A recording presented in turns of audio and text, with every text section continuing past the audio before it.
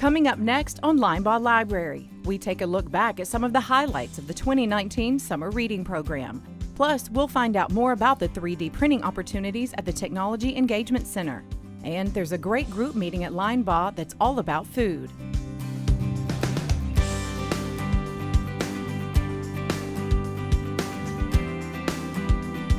There are so many great things happening at your local library, and we're excited to tell you about them, including a look back at one of the library's biggest events of the year, the Summer Reading Program.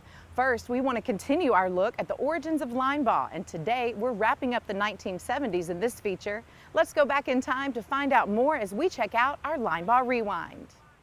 By the end of the 1970s, Linebaugh was looking to grow its library system with interest in the volunteer-ran Laverne Library and the Eagleville Library. Eagleville declined the invitation at the time, but would later become a part of the library system. Linebaugh said goodbye to longtime employee Annie Cantrell in 1977. Cantrell retired from Linebaugh after working 17 years at the library and was considered to have been a central part of the patrons' experience. Perhaps one of the most notable events as the 70s drew to a close was a donation of a sculpture that is still a part of Linebaugh. In the spring of 1977, Jesse Beasley donated a work of art created by his protege, Elsie Martinez.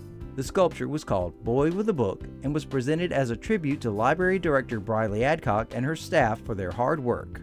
Beasley supported the library in numerous ways, donating $10,000 to remodel the children's department, which would be named in his honor. A sculpture of his own would be donated to the library in 1982 called Crouching Boy.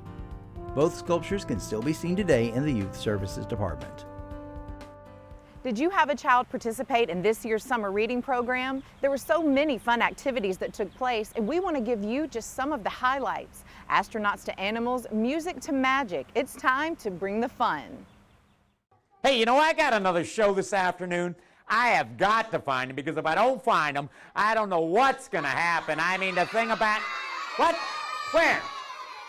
No, that's a snake over there. That's not a worm. Now, anyways, that's impossible. He's not there. Here, I'll even look. See? He's not over here. He's that... Well, I looked over there, too. He's not here. I mean... Oh, in the library. No, the library is nothing in there. Absolutely nothing. But as I was saying... Will you look at this? I guess Otis really is a magical bookworm. He jumped out of that picture into the library, so give yourselves a hand and Otis a big hand. Perfect. Do not move. Hold perfectly still.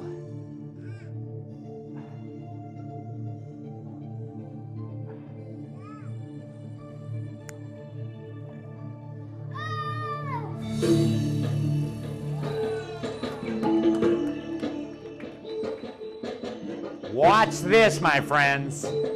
Don't move. Close your eyes.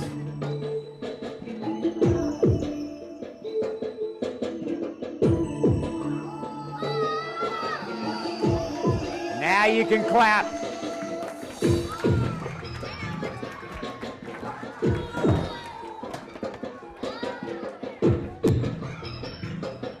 Stand right up. Give her a big hand. Thank you, Kaylee. And a big hand for Devin. Thank you, guys. This is a tortoise. This is actually the largest mainland tortoise in the world. Right now, this guy is a baby. He's about 8 years old, and he weighs between 6 or 7 pounds. So if he's 8 years and 7 pounds, and he's a baby, how big do you think he gets? He will get to weigh as much as I weigh. I weigh 180 pounds. This turtle can grow larger than me. Their average weight's 150 to 200 pounds. So for him to get that big and to weigh that much, what does he have to do? Drink? He's never had a drink of water. He's never had water in his cage. He gets all of his water from the food he eats. This guy does not like water. Turtles we have around here, do they like water? Yes, they like to swim. This guy swims like a rock. I put him in there and he swam straight to the bottom. So he does not like water. Someone else over here said eat. He eats all day long.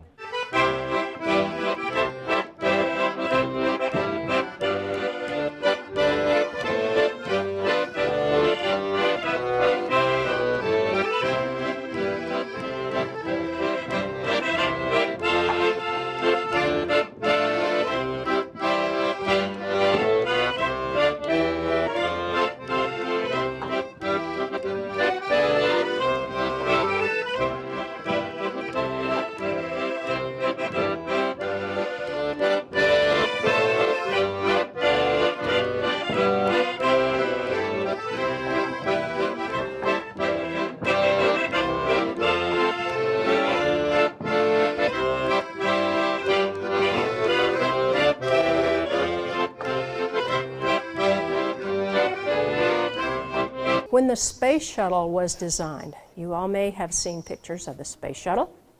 They decided that they could take non-pilots, people that weren't pilots, because there would be 3 people on the shuttle that would be in charge of flying the shuttle, and then there would be 4 people that would handle whatever the cargo was. They could be scientists or engineers. And so in 1977, they announced that in 1978, they were going to take a new group of astronauts, the largest group they had ever taken. They were going to take 35 people. And you know what? They announced that women could apply for the job. Oh my goodness.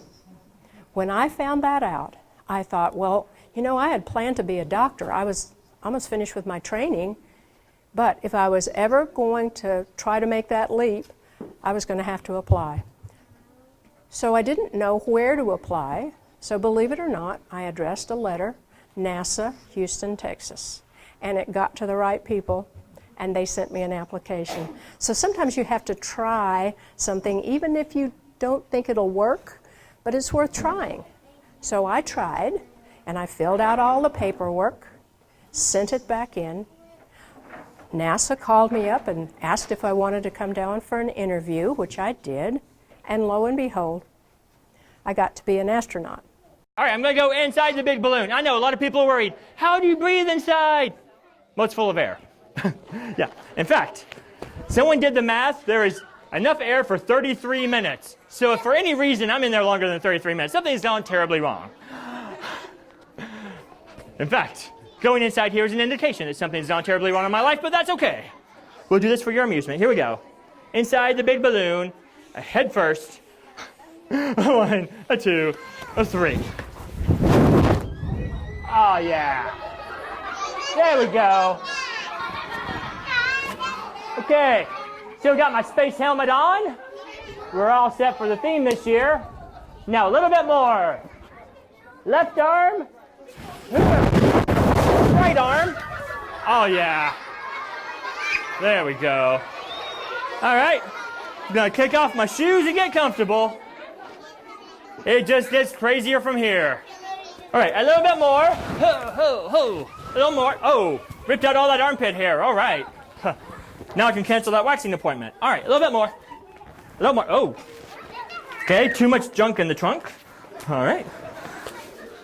Oh, boy. 2 microphones. Uh-oh. All right. Get around the other microphone. Oh, balloon wedgie. Ow, ow, ow. And now the hard part, all the way down to the bottom. There we go. Ta-da! Hey guys, guess what? I'm inside the balloon now. All right, and now the escape. We're going to emerge like a beautiful butterfly from a cocoon. Ta-da! Ow. Ta-da! Wait, where's the hole? Oh, no. The hole is on the bottom. Okay. Well, we'll do this. I can fix this. Hi. I'm going to grab that. And now I will roll around like a hamster in a hamster ball. Roll, roll, roll, roll. Whoa, other way. Roll, roll, roll, roll, roll. Roll, roll, roll. Hello there. Hi, high five. All right. Okay, there's the top. And now we're going to hop back to the middle of the stage. So we're gonna hop like a kangaroo in a kangaroo ball. Sure, why not? Hop, hop, hop, hop, hop, hop, hop, hop, hop, hop, hop. Okay, and now, I think I'm ready. There's the top, there's a hole. We're going to emerge like a beautiful butterfly from a cocoon. Ta-da! Okay. Almost. Huh. Okay, that's a good look. Let's see. We'll try to stretch it out a little bit more. Huh. All right, head first.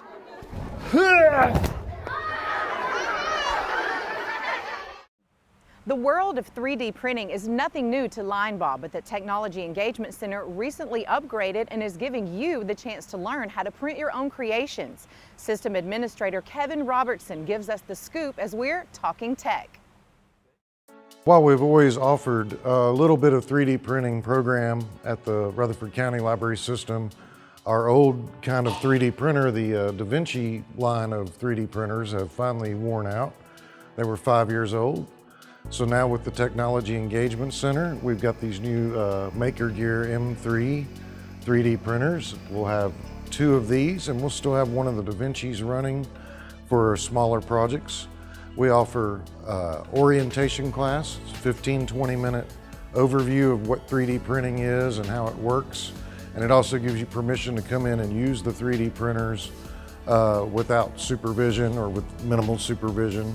It's so you know that you've been told all the legal things, like you can't print a gun, can't print a knife, and also how to load and unload the printer, clean it, and leave it for the next patron so they can print something too. Once someone has gone through orientation, accessing a 3D printer is pretty simple. Let's say one day you want to come in and print something. You just come in, tell them at the front desk. They look on your profile to make sure you've taken the orientation class. You come in, you load the color you want. You feed it through the tube or the eyelets to get to the extruder. You go over to one of the computers on the network.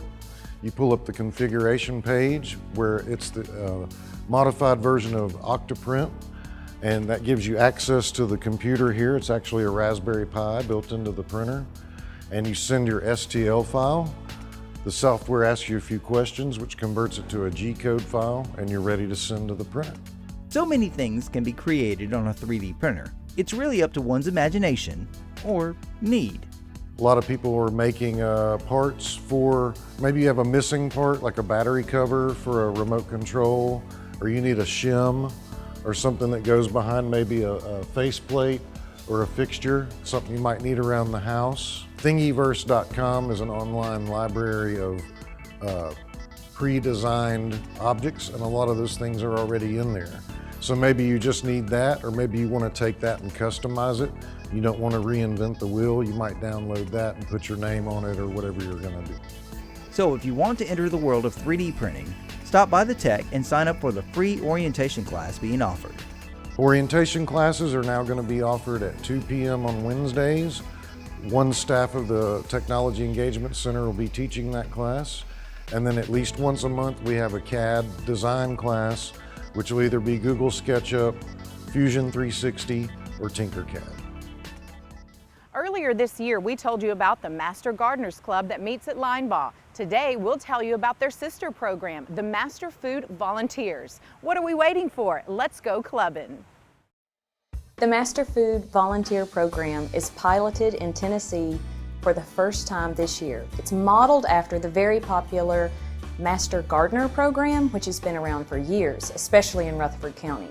So we've started Master Food Volunteers for those people who enjoy educating others about food safety, food preparation, and also food preservation. There are 3 steps to becoming a Master Food Volunteer. In order to be a Master Food Volunteer, you would need to register with your county extension office, which would be at Lane Agri Park in Murfreesboro. Then they would register and go through the training, which is at least 30 hours of training, and then they would have to complete volunteer hours as well as continued education throughout the years. The first class of Master Food Volunteers just completed their training and is ready to spread the word about all things food. We've had a lot of excitement about the people who have gone through training for Master Food Volunteers. Our first class will graduate 7, which is great for a pilot year. And they have been out in their communities doing health fairs and teaching classes to youth and adult audiences. A great way to meet Master Food Volunteers is at the Linebaugh Library every month. The partnership with Linebaugh Library started because Master Gardeners had a monthly program going on there, so Master Food Volunteers set up a similar schedule with Linebaugh and having a monthly program the second Tuesday at 10 a.m. and the topics that they had and that they continue to have revolve around good nutrition and healthy snacks and just making healthy families and healthy communities. Bush adds volunteering in a program like this has a number of benefits, from personal to community growth. Volunteering in your community helps give people purpose. It gives them something to look forward to, something that they know that they can share with others. And it's also a community, a fellowship. These Master Food Volunteers, they really get to enjoy each other when they come together and share what they've been doing in the community. And they celebrate in the success when they have someone to maybe try a green vegetable for the first time, or teach someone how to cut up an apple. That's a real success story. It makes them feel good that they're helping and teaching other people. Now, the other main reason I'm so adamant about the Master Food Volunteer is Rutherford County is big and getting bigger. And there is only one of me. And I want to do everything when it comes to nutrition and food safety and food preservation and do as much as I can in the community. So having volunteers to go out and help just encourage people and do whatever they can to help them eat more fruits and vegetables. And I'm not picky if they're canned, frozen, or fresh. Just eat more fruits and vegetables to be healthier. To find more information about being a Rutherford County Master Food Volunteer, contact me, Carla Bush, at the Rutherford County Extension Office located at Lane Agri Park, Suite 101.